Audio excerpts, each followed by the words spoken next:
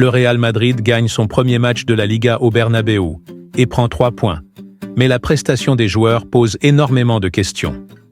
En première mi-temps, l'équipe était très poussive, faisait beaucoup de passes latérales et n'a presque pas créé de vraies occasions, sauf la première de Mbappé qui tire après une longue passe en profondeur.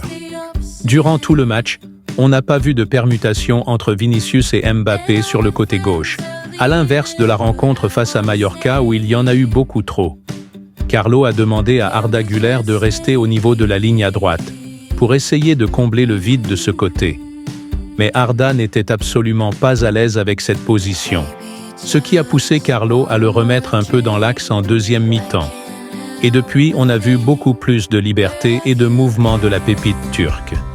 Vinicius était fantomatique et n'a presque pas fait de différence face au bloc bas. Mbappé a eu des occasions mais les a toutes ratées. Il a aussi loupé beaucoup de passes dos au but. Bref, encore un match à oublier pour les deux stars madrilènes. Federico Valverde jouait pour 3 personnes.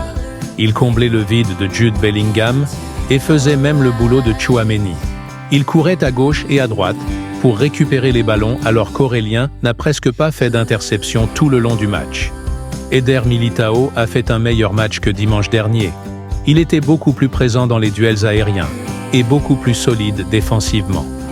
Rodrigo a fait du Rodrigo, quelques fulgurances balles au pied, mais raté la dernière passe ou son tir. Il n'est pas encore en forme, mais c'était le meilleur des 3 de devant. Brahim Diaz a libéré le stade avec son but à la fin du match. Il a bien attaqué l'espace et a gagné son duel avec le défenseur alors qu'il est de petite taille.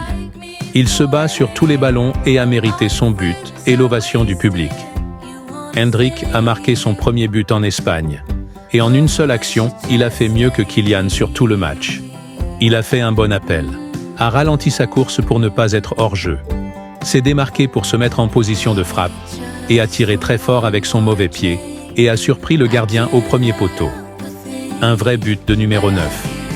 Bref, le Real Madrid a certes gagné avec 3 buts, mais le score ne reflète absolument pas la physionomie du match. Les joueurs du Real étaient en manque d'inspiration et se sont un peu réveillés en deuxième période. Le club madrilène a certes marqué 3 buts, mais aucun but n'a été inscrit par ses 3 stars d'attaque.